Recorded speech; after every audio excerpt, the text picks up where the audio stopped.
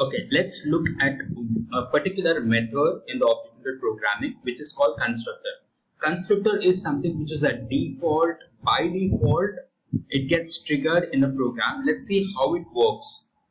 Okay, basically you need to understand that constructor is something which is a default method. It's one type of method, and how it's going to be triggered, let's see that.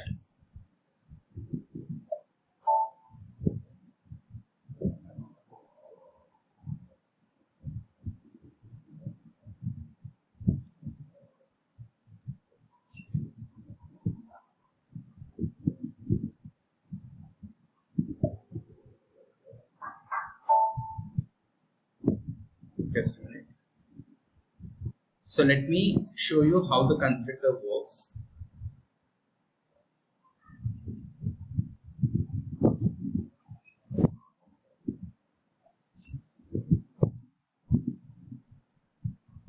So I'm writing something like class C1 definition and class. Now here we'll say methods. In the methods, I'm writing something like constructor.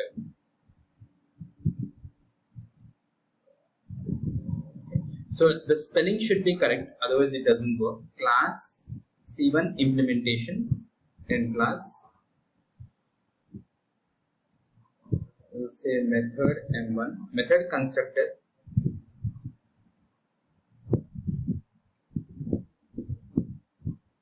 And method writes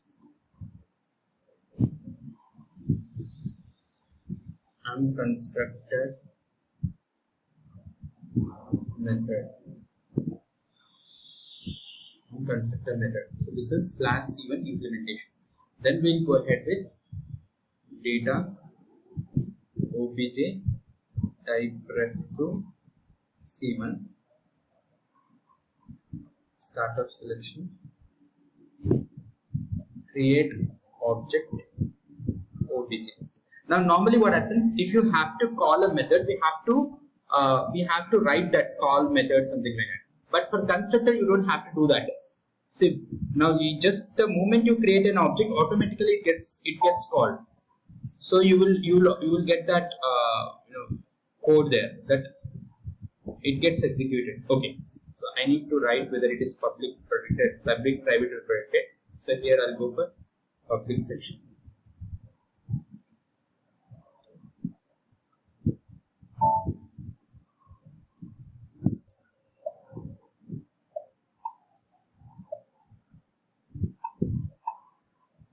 We'll say I'm constructor method. So this is something which you will get in this output. Okay, so now what I'll do is I'll add another method called M1. If I call a method M1, it's mandatory to always specify the visibility, whether it is public, private, protected. It's mandatory to write it. Okay. So in some programs, what happens, in some languages, if you don't write anything, it will automatically take it as public. But here in ABAP, you have to write that. And for M1, if I don't do the implementation, it throws an error, right? So definitely for every method, we should have the for every method that we declare here, we should have the implementation. So for this, implementation is not there. So what we'll do is we have to go back and do the implementation here. Method M1 and method. So how do you call this method? You have to say write M1 method. So this have to be called by writing the logic here. See that? Call method obj M1.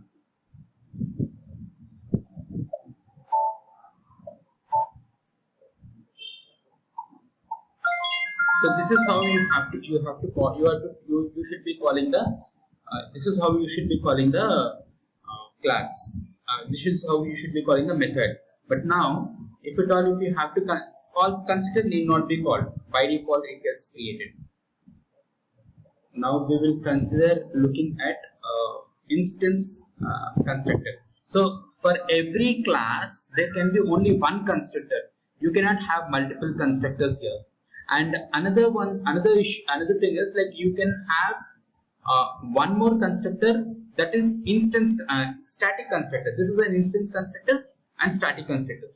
Even if it is a static constructor, we need to create an object for this, without which it will not be called. So it's like it's a static constructor SC1. For this again we have to write the implementation part. It's mandatory.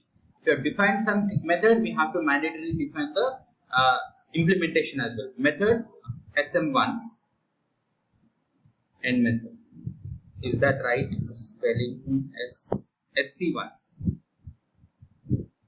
and static constructor 1, right? I am static constructor.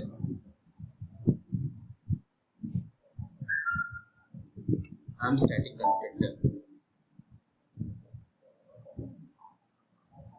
Save, syntax check.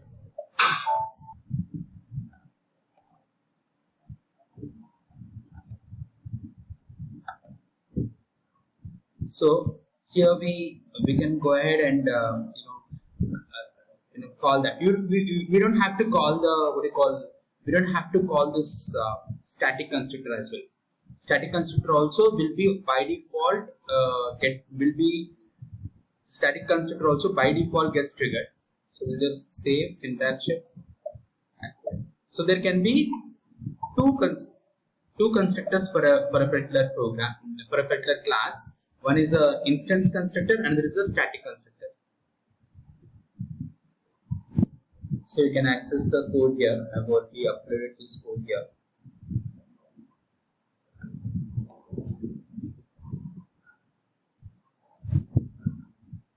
This is the code. You can execute. This is the code I've uploaded here for the constructor. You can just access it and make use of it.